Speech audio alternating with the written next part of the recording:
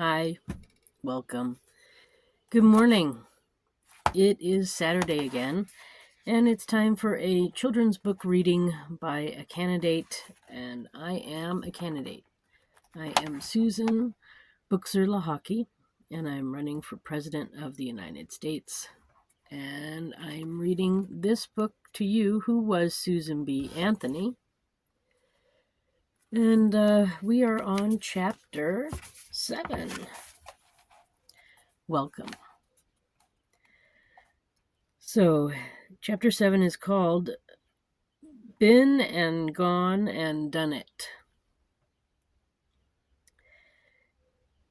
The split between the national and the American women's suffrage groups was still bitter. The American, unlike the national, allowed men to hold office. Henry Ward Beecher was its first president. He tried to get all women's suffrage organizations to become part of the American. By this time, Susan was almost 50. She was becoming a legend in the United States.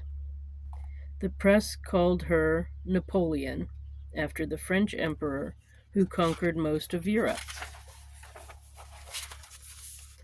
So that's the leader guy of the American women's suffrage group.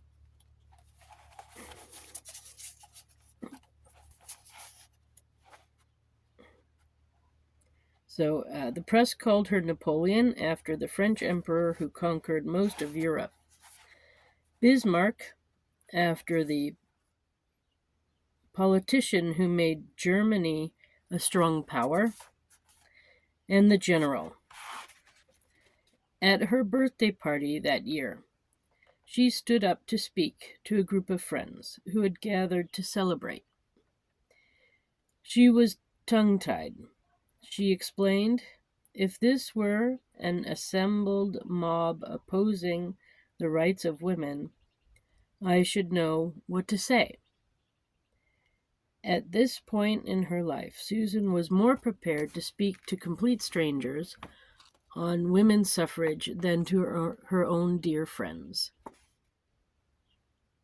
Susan went home to Rochester just in time to vote in the national election of 1872. By voting, Susan was declaring that she believed she ought to have the right to vote. Her sister, Gulma, Mary, and Hannah went with her. Afterwards, she wrote to Elizabeth, well, I have been and gone and done it.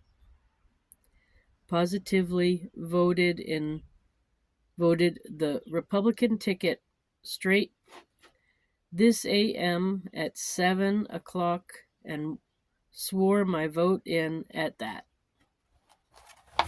So here she is at that party, and then here she is voting, putting her votes into a ballot box. 3 weeks later, Susan was arrested for her vote.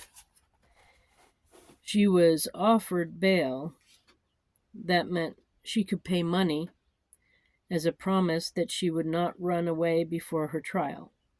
Susan refused to pay, but her lawyer, Henry Selden, couldn't bear to see the lady he respected in jail.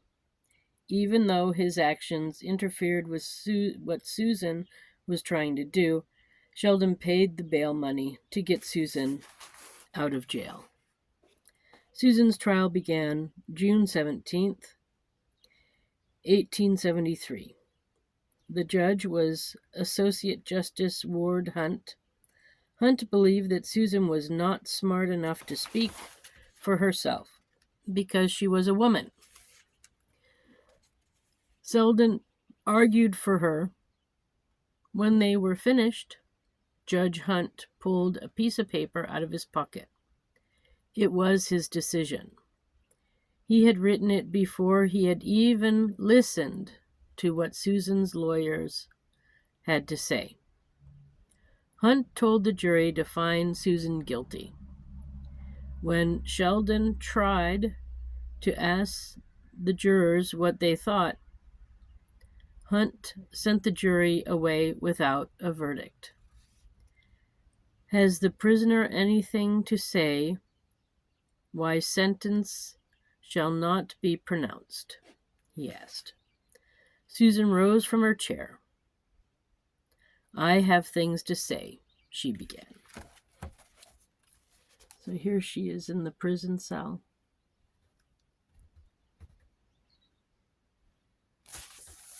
And then here she is at the court having things to say.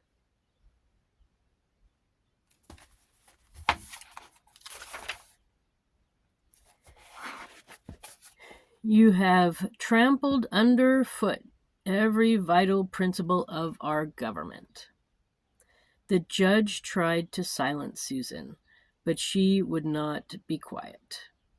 When she finally finished her accusations, the judge ordered her to pay a $100 fine. I will never pay $1 of your unjust penalty, Susan declared. She promised to continue to rebel against your man-made, unjust, unconstitutional forms of law that tax, fine, and imprison and hang women, while they deny them the representation in the government. Resistance to tyranny is obedience to God.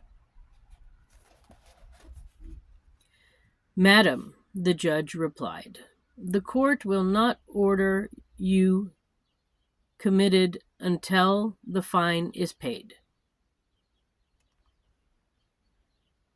The court will not order you committed until the fine is paid. This made no sense. The judge was telling Susan that unless she paid her fine, he would not put her in jail.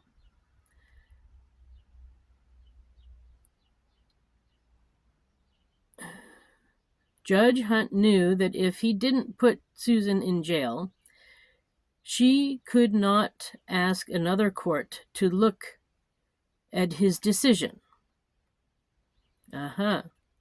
In this way, he kept her from taking her case to more important courts.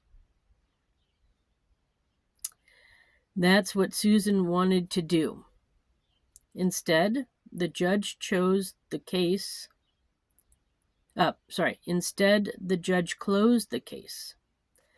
Susan never paid a fine or went to jail. She also didn't get to fight in a higher court for the right to vote. She didn't know what I know.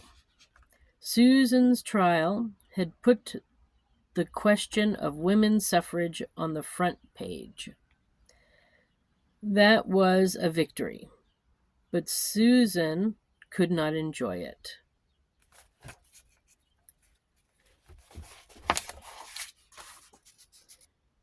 So there she is with the judge. And then she made front page.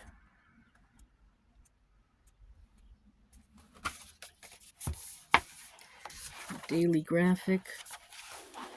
Her sister Gulma became sick with tuberculosis. Susan, Hannah, and Mary cared for her together until she died. Susan was in no mood to travel, but the revolution's massive debt still hung over her head. She went back to work on a lecture circuit. So,